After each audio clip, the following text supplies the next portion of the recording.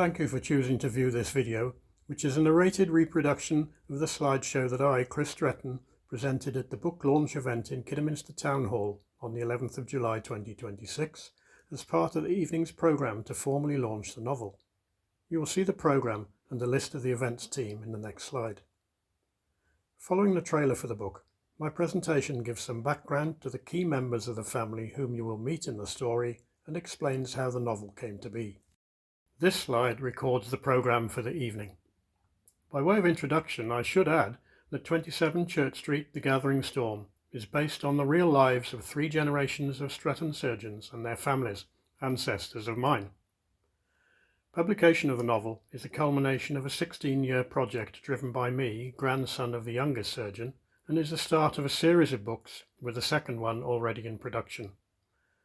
The novel opens on the very same stage where I stood for this book launch, where my great-great-grandparents, Samuel and Kate Stretton, held a large party to celebrate their golden wedding in 1907.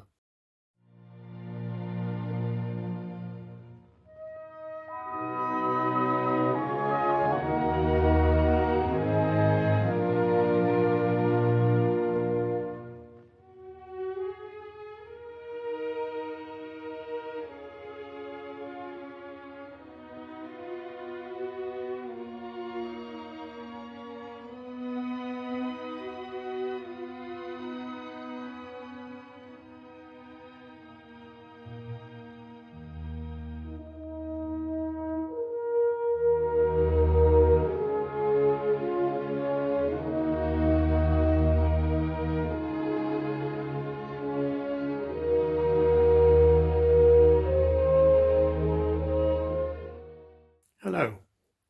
Born in 1950, I should have been destined to be a doctor, being descended from 4 generations of medics.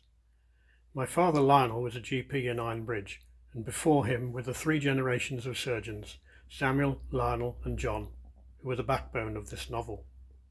I didn't follow the family tradition, but trained as a water scientist instead. Arguably, I went into preventive medicine by stopping 3 million people getting typhoid every day. I was not interested in family history until an event in 2010. That event was the moment when my uncle Anthony died, and I inherited the large family archive of memorabilia from him, for which I suddenly felt responsible. More of that later, but let me first tell you a bit about Anthony, without whom this whole project would never have started. Anthony was a remarkable character. At the age of 9 he suffered a stroke that left him with a withered right arm and severe disability to his right leg. Treated by his father John and father-in-law James, who worked at the Birmingham Children's Hospital, evidently the treatment was very good, because Anthony went on to live to the age of 82. Disability did not stop Anthony having a very successful life. If you are local, you might remember Stretton's nurseries at Blakebrook, pictured here in the 1950s, with Anthony second from the left. Having several market garden sites around Kidderminster, these were later sold, providing money into his estate that was then managed by his executors Jim Quinn and Eunice Roberts. Anthony's will provided a significant legacy with 2 key elements. Firstly, the design and installation of a set of stained glass windows in celebration of the lives of Samuel, Lionel and John in St John the Baptist Church. Appropriately overlooking the new hospital, they were dedicated at a service on the 6th of December 2016 by the Bishop of Worcester. Secondly was the establishment of a charitable trust providing bursaries to support medical students. I will list 3 websites linked to Anthony's legacy, and this is the first, being the portal for student bursary applications. Anthony's will had specific requirements regarding where bursaries could be given. Students had to be studying at either Cambridge University or St Bartholomew's in London. These were institutions where the 3 surgeons had studied. We have since added the 3 counties medical school in Worcester. Since the commencement of the charitable trust in 2013, over £800,000 has been given to support students so far. This is the second website, which provides access to the archive that I inherited and digitized, and much background material to the family story. Starting this in 2010, It was the first of more than 30 initiatives undertaken by myself and the charity to realise Anthony's intent of promoting his family's story. The third website is the most recent and is dedicated to the series of novels and is a site to bookmark to keep up to date with developments of the 27 Church Street series. Not expecting people to remember all these website addresses, this slip was available for people to take with them on the night. So, having not been interested in family history until I was 60, what particularly piqued my interest? Sorting through the memorabilia that I inherited and digitising it all before transferring it to the Worcestershire County Archive for safekeeping, one particular document caught my eye. This was a copy of the article published in the Sunday Dispatch, a national newspaper, on the 21st of February 1943, a week after Lionel died. Entitled "The Man Who Made the World Say Ooh!", this celebrated Lionel's pioneering work introducing the world to the merits of tincture of iodine in surgery. You will empathise with this if you've had it used on a cut. The article spoke of Lionel's importance as equal to that of Joseph Lister, but no one has heard of Lionel Stretton, and I felt it my duty to change this. With my interest piqued, how to proceed? One of the earlier projects was publication of 2 books in 2012, both launched here in the Town Hall by Richard Taylor, local MP from 2001 to 2010, and at the time chairman of Anthony's charity. If you're interested, these are available to buy from the website. Firstly, Memoirs of the Iodine Surgeon, which is Lionel's autobiography, and secondly, Dr. Stretton, I presume, by Nigel Gilbert, which tells the life histories of Samuel, Lionel and John, and was commissioned by Anthony's executors to inform the stained glass windows designer. The next big initiative came in 2015, when the charity commissioned the exhibition entitled A Century of Surgeons, which was hosted by the Museum of Carpet. If you missed this, you can still see it as a virtual tour on the website. How to further promote the story of iodine? This then brings me to the biggest project of all. I approached a friend of mine, Aileen Rees, who owns the TV production company Telescope based in Wales. With a track record of producing excellent documentary programmes, I asked her if she could do justice to Lionel and his pioneering work with tincture of iodine by producing a documentary programme. After some thought, she suggested that there would be a better route to promote the story and Lionel's legacy, whereupon she introduced me to Rob Gittins. Rob is a highly respected author, writer of, amongst a large portfolio, TV programmes such as The Bill, EastEnders and Casualty, over 30 radio plays, and more than 100 episodes of The Archers. To cut a long story short, the charity agreed to fund a new project that resulted in Rob writing an outline 6-part TV series in 2018. We pitched this to all the major broadcasters, but were unsuccessful in getting a commission. Not one for giving up easily and losing all the work in which we had invested, I sought to move the project forward.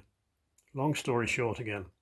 In 2024, the charity funded Hobeck to write and publish an historical novel based on Rob's TV script. 27 Church Street, The Gathering Storm, is based on the first 1.5 episodes, and the second, The Price of Honour, is already commissioned with publication slated for April 2027. The aim is for it to be a best-selling series and generate interest in the TV option. Early reviews have been very good, and we're optimistic, with it already being talked about as the next Downton Abbey or Call the Midwife. If we are successful, this will boost income to further enable the charity to support more students. That's the background.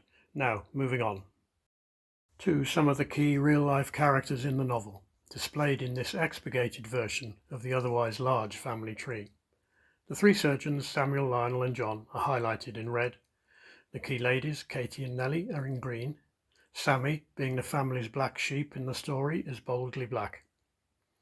All 3 surgeons shared the same energy, drive and inventiveness, and this latter characteristic I will illustrate with one example from each. First, I will tell you about my great-great-grandfather Samuel. He was born in 1832, one of 10 children. Samuel trained at Bart's Hospital, qualifying in 1853, and then worked as a surgeon in the Crimea.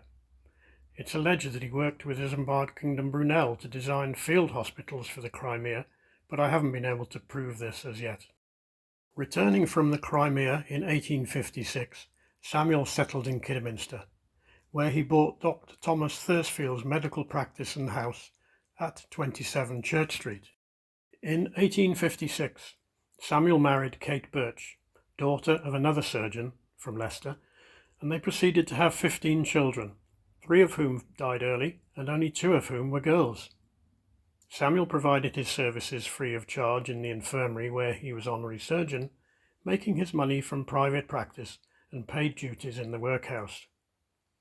He was instrumental in raising funds and building the Kidderminster Infirmary in Mill Street, but in 1882 he became seriously ill, necessitating Lionel returning home from London.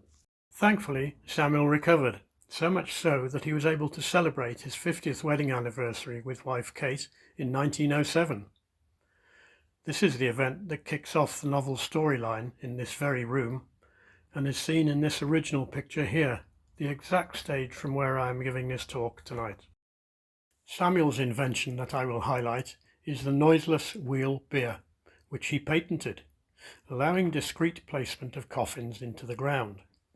Edwin Harris, funeral directors in Kidderminster, has one of these, refurbished it, and it was used by Anthony at his funeral in Rock Church in 2010. I can't help thinking that there was a conflict of interests here, a surgeon promoting a tool for the dead. Moving on to the second surgeon, John Lionel, born in 1860 and always known as Lionel, my great-grandfather. We have his autobiography to inform us about his life and opinions, a fascinating read. In his 56-year career, he claims to have carried out more than 40,000 operations. Lionel's autobiography informs us that he had an early interest in matters medical, accompanying his father on house and hospital visits before he was 10. He performed his first operation when he was just 11, extracting a tooth from a neighbour with an old pair of forceps from his father's toolbox. He was initially apprenticed to his father, before continuing his training at Bart's, where in 1880 he failed his exams, having given a very good answer but to the wrong question. Then, in 1881, he was in a coma for 5 days with diphtheria and scarlet fever and lost 4 months' study. Catching up, he passed his Royal College of Surgeons exams in October 1881 and became employed at Bart's. Then, in 1882, as mentioned earlier, he had to return to Kidderminster when his father became seriously ill and there were concerns that he might die. Returning to Kidderminster, he moved into and practiced out of 27 Church Street, where he lived for 56 years. These pictures, dating from the early 1900s, are absolutely in period with the novel. Having a high profile in the local medical community, in 1893 with Samuel, they both established the Kidderminster Medical Society, which is still in existence and believed to be the oldest such society anywhere. In addition to his medical duties, Lionel also had to manage much of the hospital's administration, constantly battling with local industrialists and politicians to fund medical services. One success in this aspect was to raise funds to build a children's hospital extension to the Mill Street Infirmary, opened by the Duke of York in 1926. Lionel is seen here in the middle with his distinctive walrus moustache and trademark top hat in hand, which was always deposited on a side table by the entrance door to the infirmary so people would know when he was there. During my research in the county archive at the Hive, I discovered items saved from the hospital when it closed. This included the infirmary daybook, covering the period from 1872 to 1902, and which runs to over 100 pages, and has many handwritten entries by both Samuel and Lionel, and includes numerous fascinating entries, of which here are 2 of the more amusing examples. On the 23rd of May 1888 we learn that an inpatient, name of Henry Stafford, having misconducted himself and disobeyed the orders of a nurse, has this day been discharged for the same. I can just see the social media storm if that happened today. And then, on the 12th of October 1890, Lionel records, I find that it is the custom to keep the post-mortem instruments in the operating room, which is most improper. Provision for keeping them in the mortuary ought to be made immediately. The flourish of his signature suggests that he was not amused. Lionel was always keen to pioneer new ideas, buying the first car in town, AB10, first registered in 1907.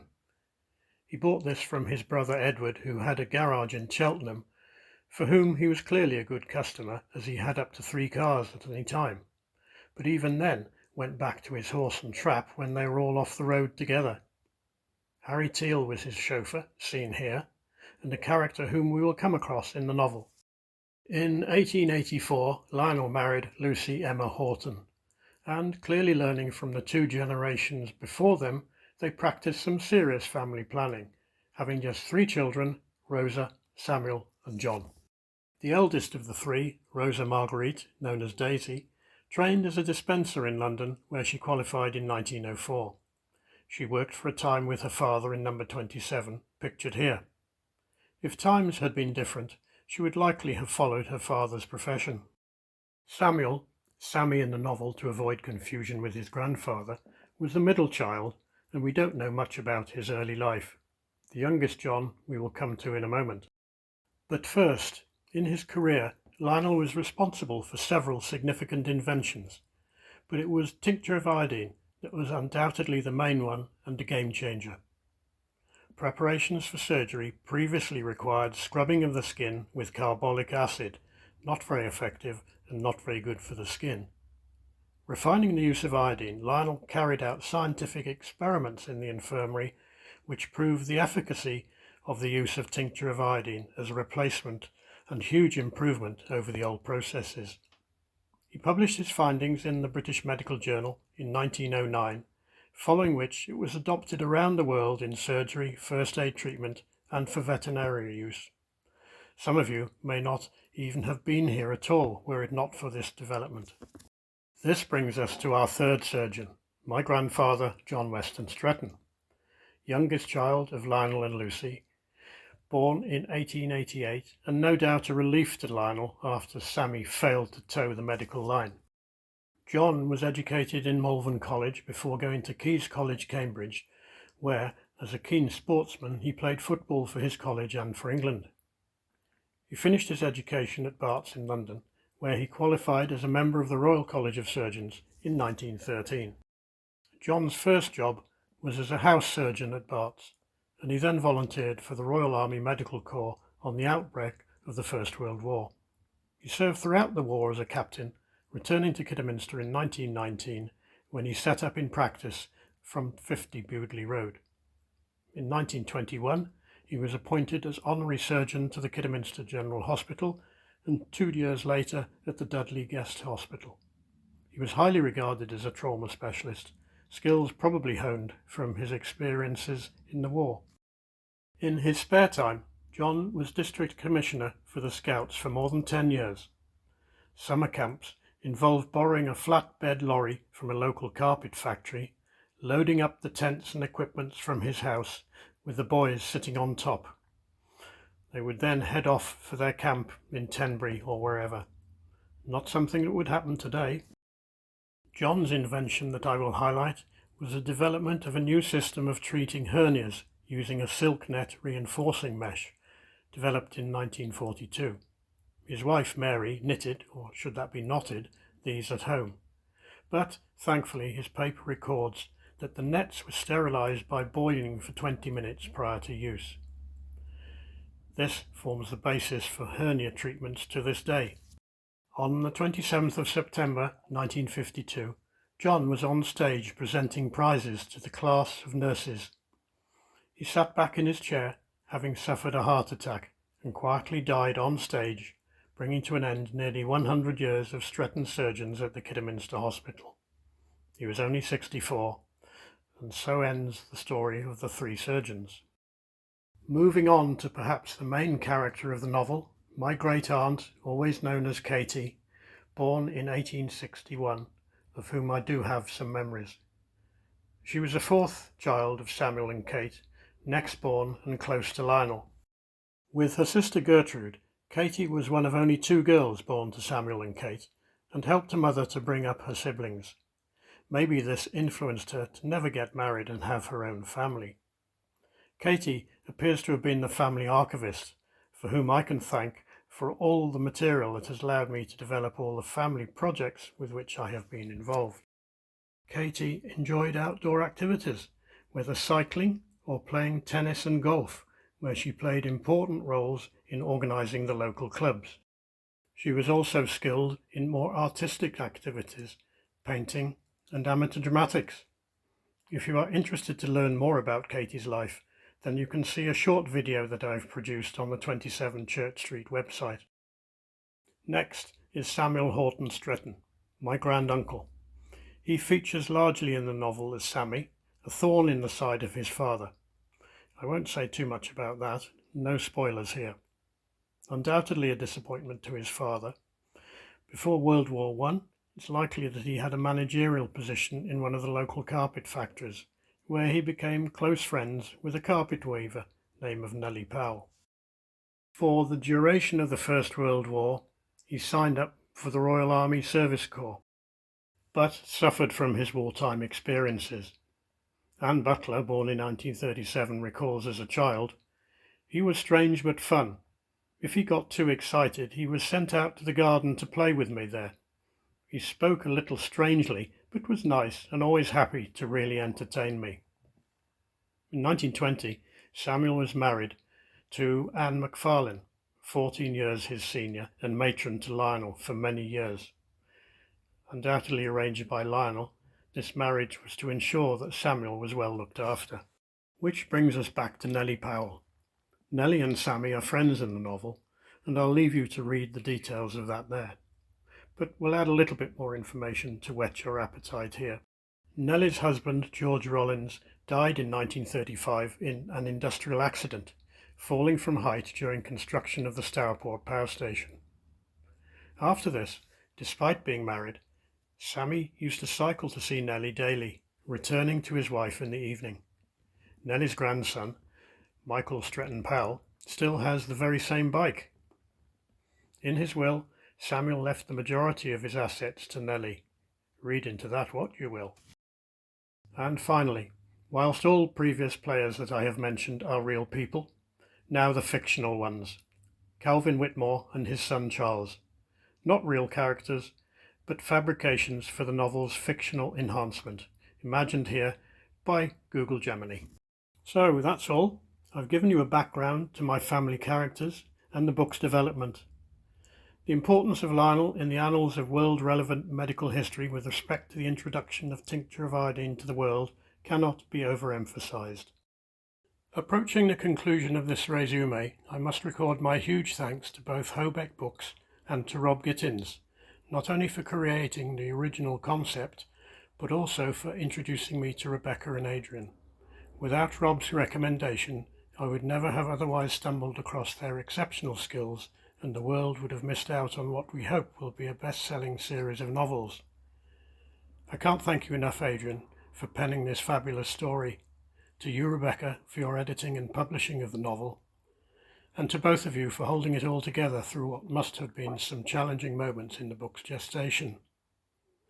That I couldn't put the book down when I first read it is a measure enough of Adrian's skill and creativity, and my only disappointment was that I couldn't immediately continue with Book 2, and will have to wait until next April for 27 Church Street, The Price of Honour. And finally, what a perfect setting for this launch event. I was deeply moved to be giving my talk from the same stage that holds so many of our family's memories from that golden wedding celebration in 1907. The Town Hall staff have been so supportive in making the venue available and ensuring the smooth running of the event on the night. My thanks to you all.